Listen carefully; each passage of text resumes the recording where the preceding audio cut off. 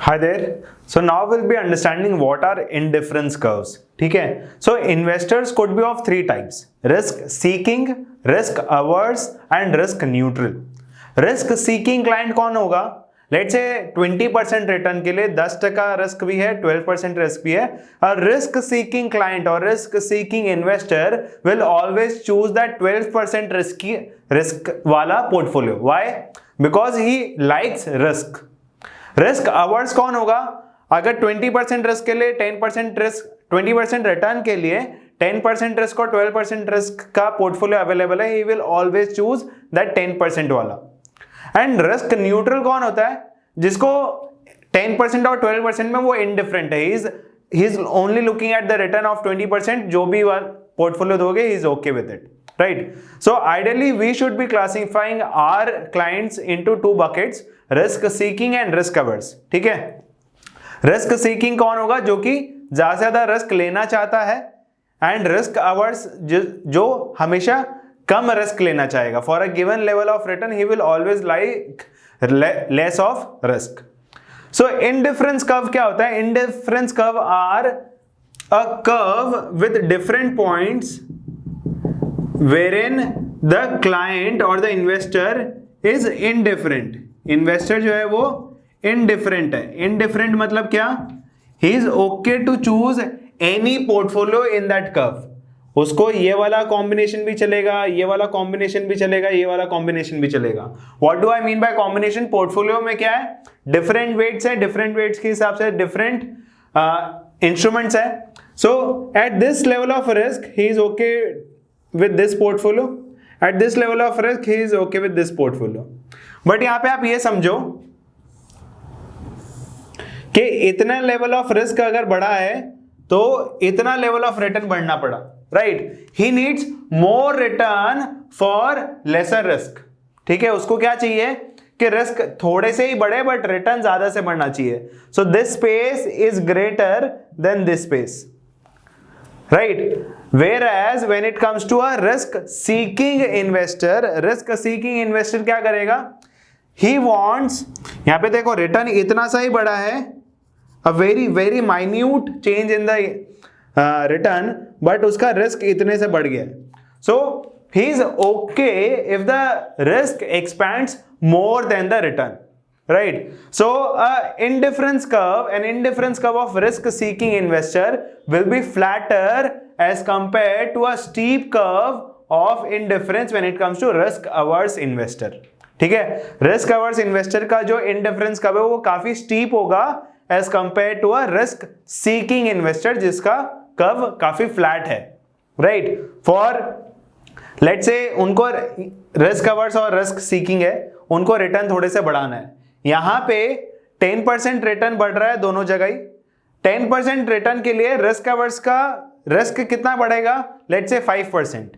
But risk seeking में हो सकता है कि 10% भी बढ़ रहा हो. राइट? सो रिस्क सीकिंग में रिटर्न से ज्यादा रिस्क बढ़ रहा है, रिस्क अवर्स में रिस्क से ज्यादा रिटर्न बढ़ता है. Right? So hence this is a steeper curve as compare to a risk seeking indifference curve. Indifference curve मतलब all those points on which the investor is indifferent. उसको ये वाला portfolio भी चलेगा, ये वाला पोर्टफोलियो भी चलेगा. Right? All the points of that the investor would like to invest in. अब ये समझने के बाद हमको समझना पड़ता है what is capital allocation line. Capital allocation line क्या होता है? To simplify the things, we are taking two instruments. One is a risky instrument and one is risk free instrument. ठीक है?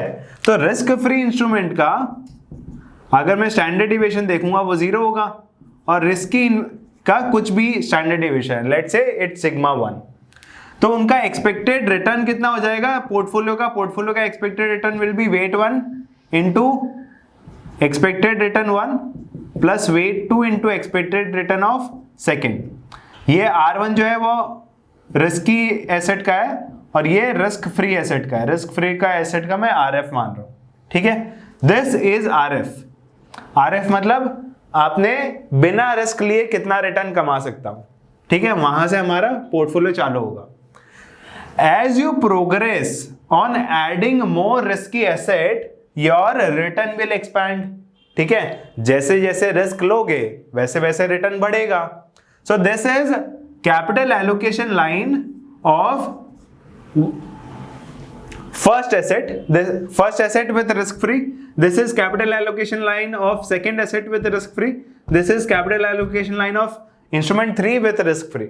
ठीक है, different allocation lines बन सकते हैं capital allocation line depending on instrument to instrument. different instrument होगा वैसे वैसे वो curve change होता रहेगा।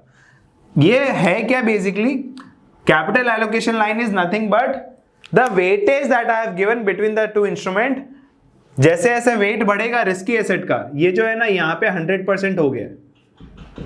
100% अगर रिस्की लोगे तो सबसे ज्यादा रिटर्न है, उससे जैसे जैसे नीचे आओगे आरएफ की तरह रिस्क फ्री की तरफ वैसे वैसे रिटर्न कम होगा। And if you are starting with RF, जैसे जैसे रिस्की एसेट बढ़ाओगे वैसे वैसे आपका रिटर्न बढ़ेगा। So expected return would be weighted average and the sigma of the portfolio will be W1 into sigma 1 only. क्यों? क्योंकि सिग्मा 2 विच इज आरएफ का standard deviation तो 0 होता है, और थर्ड टर्म अगर याद हो वेरिएंस का, पोर्टफोलियो वेरिएंस में थर्ड टर्म क्या होता है? 2 into W1 sigma 1 W2 sigma 2 into correlation. अब कोरिलेशन भी आरएफ का अगर किसी भी एसेट क्लासेस से देखोगे तो 0 होगा, एंड एज वेल एज क्योंकि सिग्मा 2 भी 0 है तो थर्ड टर्म भी 0 हो गया, राइट। सो पोर्टफोलियो का standard deviation is W1 sigma 1 and expected return is weighted average. ये वाला जो चीज है अगर मैं यहाँ पे प्लॉट करूं, यहाँ पे रिस्क आ गया, यहाँ पे रिटर्न आ गया। If I plot this is for asset 1, asset 2, asset 3, so there could be different capital allocation line that are possible with different assets, right. If I plot this capital allocation line on investors indifference curve, मान लो मैंने एक line ऐसे बनाई, एक line ऐसे बनाई और एक लाइन ऐसे बनाई, तो जिस पॉइंट पे वो इंडिफरेंस कर्व को टेंजेंट हो रहा है ना एट द हाईएस्ट लेवल, मान लो ये यहां से जा रहा होता तो यहां पे होता तो सबसे बेस्ट था, बट क्योंकि वो यहां पे टेंजेंट हो रहा है, so this is the optimal portfolio for the client. ठीक है, ऑप्टिमल पोर्टफोलियो मतलब क्या? At that point where my capital allocation line tangents with my indifference curve। ठीक है, क्योंकि indifference curve क्या बताता है? वो पॉइंट जिस पे client is okay to invest, and capital allocation line बताता है कि वो पॉइंट्स जहां पे हमको at a given level of risk maximum return मिल सकता है। तो अगर मैं उन दोनों को मिला दूं at that particular point in time, that particular point on the curve, the investor is happy to invest because वो तो indifferent था, as well as वो वाला point हमको maximum return देगा, right, between the two asset classes, तो उसको हम बोलते हैं optimal portfolio। So I hope ये पूरा clear हो गया capital allocation line क्या होता है ये, और indifference curve क्या होता है। Capital allocation line is basically मैं दो asset class ले रहा हूँ, एक रिस्की एसेट और एक रिस्क फ्री एसेट, और उस पर मैंने एक कर्व बनाया है, एक लाइन बनाई है, and I have taken different asset classes, तो there could be different CAL, right. एक इन्वेस्टर का डिफरेंट CAL हो सकता है, वो अगर मैं प्लॉट करूंगा जहां पे वो दोनों मिल रहे होंगे, that will be the optimal portfolio. But ये तो क्या इन्वेस्टर स्पेसिफिक हो गया, हमको अगर मार्केट स्पेसिफिक देखना है, since there will be so many CALs and so many indifference curves, अगर मेरे को ऑप्टिमल पोर्टफोलियो निकालना होगा मार्केट का, what we use is capital market line. ठीक है, capital market line means what, where I have taken, जैसे यहां पे मैंने डिफरेंट एसेट क्लासेस लिए थे, यहां पे मैंने मार्केट ले लिया है, आई have taken one particular average of all the asset classes. ठीक है, तो यहां पे मैंने capital market line is what, जहां पे आई have taken a risk free asset and a market asset, मान लो वो इंडेक्स है, ठीक है, उसको हम बोलते हैं CML। सो ये कैपिटल एलोकेशन लाइन है but of market, and hence it is called capital market line. Capital market line जहां पे एफिशिएंट फ्रंटियर से टेंजेंट होगा उसको भी हम बोल सकते हैं this is optimal portfolio. Efficient frontier क्या था? एफिशिएंट फ्रंटियर था at given level of risk maximum return कहां पे आ सकता है। ठीक है, तो अगर मैक्सिमम रिटर्न यहां पे आ रहा है और वहीं पे अगर हमारा CML भी है, that means weightage of two different assets भी वहां पे मैच कर रहे हैं, दैट मीन्स ये वाला वेट सबसे बेस्ट है, right. At this point my two assets जो मैंने लिया, एक रिस्की और एक रिस्क फ्री, उसका जितना वेट है वो सबसे बेस्ट पोर्टफोलियो बन के आएगा। अब ये इससे ऊपर कैसे जा रहा है वो समझते हैं, राइट। एफिशिएंट फ्रंटियर तो क्या बोलता है कि ये लेवल ऑफ रिस्क में यही बेस्ट रिटर्न दे रहा है, तो इधर ये रिटर्न कैसे आ रहा है? A very good question to ask. तो यहां से ऊपर जो भी पोर्टफोलियो जा रहे हैं ना, उनको हम बोलते हैं बोरोइंग पोर्टफोलियो। बोरोइंग पोर्टफोलियो मतलब क्या? यहां पे आइडियली क्या हुआ है, रिस्की एसेट में 125% प्लांट हो गया है। मतलब कैसे? हमने क्या किया है, रिस्क फ्री एसेट पे, रिस्क फ्री रेट पे बोरो किया मनी, 25% मनी और बोरो किया, 100% तो मेरे पास था ही, 100 रुपए मेरे पास था, 25 रुपए और लिया और 125 रुपए डाल दिया in the risky asset in order to gain maximum return. उसको हम बोलते हैं बोरोड पोर्टफोलियो, ठीक है। तो यहां पे ये जो भी ऊपर जा रहे हैं ना, वहां पे हम क्या कर रहे हैं, और ज्यादा रिस्क ले रहे हैं, और ज्यादा रिस्क ले रहे हैं तो और ज्यादा रिटर्न आ सकता है, right. But if you are taking at, मतलब ये एफिशिएंट फ्रंटियर क्या बोल रहा है, आइडियली तो आपको इतना ये मैक्सिमम रिटर्न दे सकता था, बट अगर आप बोरोड पोर्टफोलियो ले रहे हो जहां पे आप रिस्क ज्यादा बढ़ा रहे हो, तो हो सकता है कि ऊपर भी चला जाए, राइट।